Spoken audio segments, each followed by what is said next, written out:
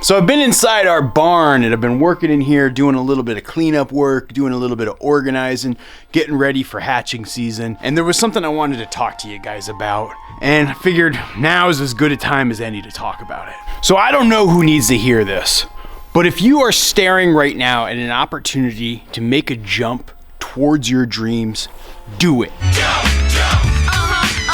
So this morning I read a note from a woman who is living in an apartment in a city. She has like a bunch of pots on her back balcony. She actually has dreams of leaving her life in the city, finding a job that she can work remotely, and starting a little homestead of her very own. She told me she likes to watch our videos because she sees our story of leaving a life in Washington, D.C. and coming up here to northern Vermont and starting a farm when we had no business starting a farm.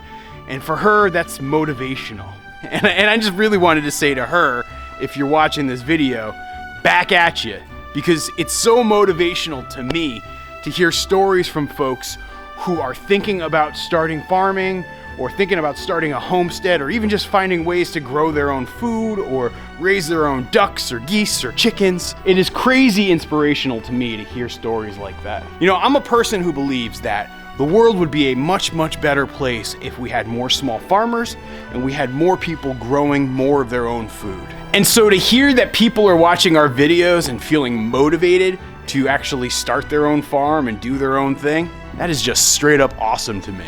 And lately I've been getting a lot of emails to that effect where people are talking about making the leap or thinking about making the leap. And they often want advice about if they were to make the leap, what should they do?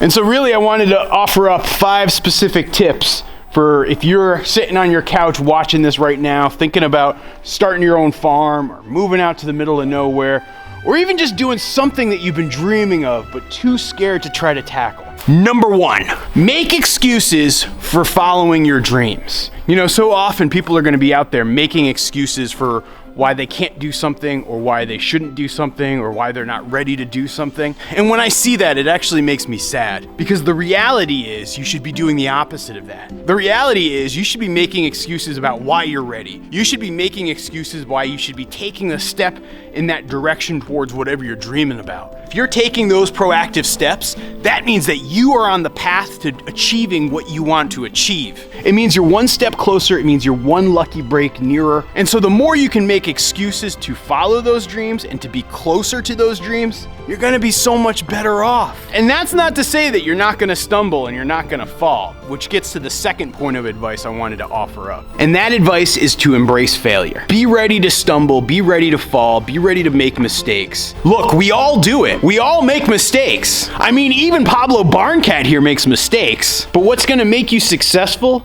is being ready to learn from those mistakes, being able to adapt to those lessons, and being able to get better. When you approach your failures from a learning mindset, it's only gonna make you better, it's only gonna make you stronger, and it's only gonna bring you closer to your goals. If you stumble, if you fall, if you fail, just pick yourself back up. I know it's the most cliche advice in the world, but it's probably some of the most important advice in the world. And the third point that I think relates to that is write it all down. And I don't mean you necessarily have to literally like write it down in a notebook, but find some way to document what you're doing to really help you have an ability to look back on those lessons and learn from those lessons and have perspective on the person who you were to the person who you are. For me personally, that documentation's come in a couple of different forms. It started when we actually first bought this farm in 2016. I actually started a blog.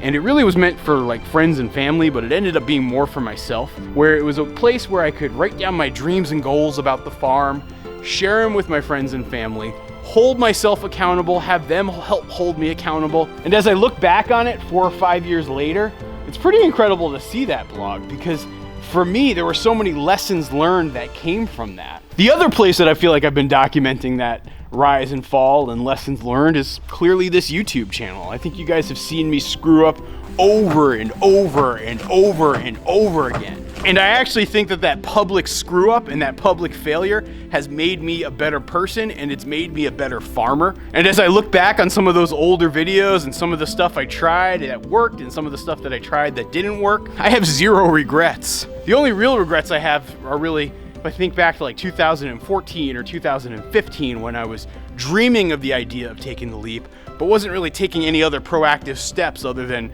say, reading some books or listening to some podcasts or watching some YouTube videos. And as I try to tell you guys about the fourth point of advice, it actually comes in the form of a documentary or a documentary series that I was watching last night. So my buddy Justin Rhodes down in North Carolina, he's a guy that I've really only known for about a year or two, but somebody I've been following for a very long time. You know, when I was a guy just living in Washington, D.C. and dreaming about having a permaculture orchard or having some ducks or geese, he was one of the first channels that I personally was watching. And he was some motivation and inspiration for me. And as I was watching his new TV show, which I'll leave a link for down below, you guys should check it out, it got me reflecting on the fact that the thing that I dreamed about, because I watched people like him as my motivation and my inspiration, it's actually very different than what we have going on in here at our farm. And that's totally okay. You see, it's so good to have inspiration out there and look to that inspiration. And know that that inspiration is going to be really important for you to keep you motivated and really help you develop that vision of what you want your life to ultimately be like. But that life is never going to be your life. And really, when it comes down to it, you got to be like Fleetwood Mac. You can go your own way. And then the fifth and final point that I wanted to make for you folks out there who might find this piece of advice useful, and I hope the ones who haven't found it useful are sticking with me because I will get to some ducks and geese and Victor Barncat in just a minute. That piece of advice is this: you gotta make the time if you want to be able to make the leap. Look, your day-to-day life is currently busy. You've got kids, you've got family obligations, you've got a job, you've got other hobbies and friends and interests and a lot of other stuff going on in your day-to-day life right now. But if you don't take those proactive steps towards your dreams where you're learning the skills, you're saving the resources, you're building the knowledge, you're creating the pathway, if you're not making the time to do those things, your time is never gonna come. Really, guys, I wanna see more farmers. I wanna see more people growing their own food. And I don't think it's gonna happen unless you take the time to make it happen. So set aside that time. It doesn't have to be your entire life's focus. It doesn't have to be every waking minute. But the more time you set aside, the closer that dream is gonna be for you. And keep at it, because I know you can do it. All right, pep talk is over. I actually have to probably get outside and do my evening chores because the sun's starting to set. And would you guys look at this, by the way? This is such a cool view of the farm from this little hayloft here. Can you see Toby Dog? He's like right there. Hey, Toby Dog. How's it going, buddy? He's probably like, dude, what the heck are you doing up there? Be careful, you're gonna break your dang neck.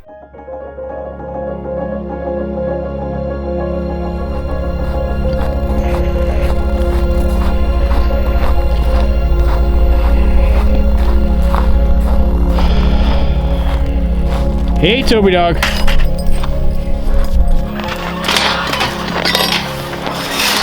How's it going, buddy boy? Huh? What are you doing? Oh, hey, Pablo! Pablo, you jerk. You just spilled all the food, man. Get out of there. Pablo, your ways are becoming kind of tiresome. I gotta say, lately Pablo's been driving me nuts with the way he tries to eat all the food.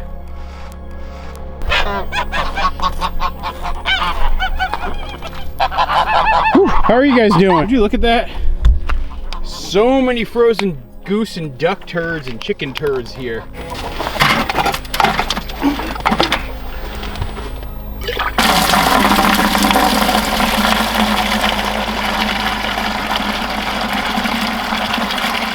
Yeah, we're definitely still in the thick of winter here at this time of year.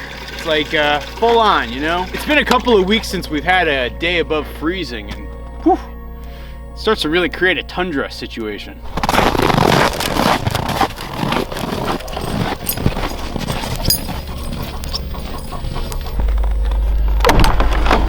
For those of you concerned about the welfare of Spicy, she seems like she's actually doing a lot better. She seems to be mixing a lot more with the duck flock, so that's a good thing. Ooh, that's good. No spicy duck in here. That's a good sign. I do have a couple of cracked frozen eggs that were laid earlier this morning. Yeah, Toby, what I'll do is I'll defrost these and I'll give them to you later, okay?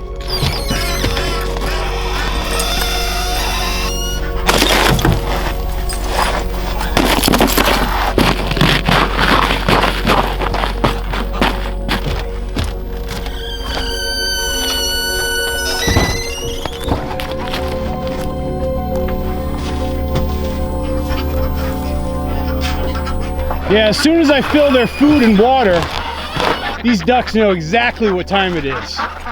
Don't you guys? Good job, ladies.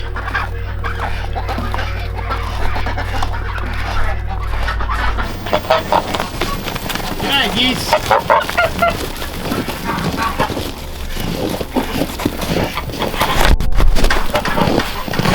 Hey, Justin, how's it going, buddy? There's some water. There you go.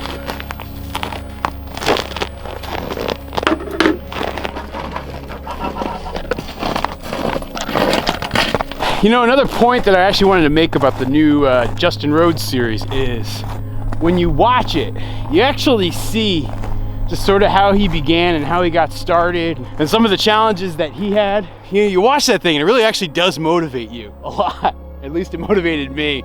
It got me really thinking about that list of 21 projects I shared in another video the other week and saying, gosh man, I gotta get my butt in gear. Because the way to a better life is often through that hard work. Solid overnight.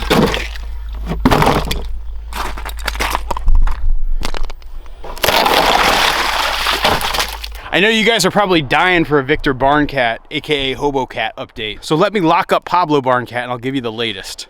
Come on, Pobs, let's go. So the latest on Victor Barncat is he is still at large. I have not been able to capture him. I have been dutifully setting his trap every single day, and I've been monitoring him with a trail camera. When I check my trail camera footage, I've been able to see that Victor's been around. Not every single night, but most nights he's been around. When I leave food outside of the trap, he goes for it right away. The problem is when I only leave food inside the trap, he's very reluctant. But yeah, so far it has not been my lucky day to catch a cat. This yogurt container actually had cat food in it, so it's got a scent to it, so it attracts him. Let me know if you guys are interested and I can explain the whole trapping set I'm trying to use. So let me reset my trail camera. I will set this up just about here. Now let's find out what happens.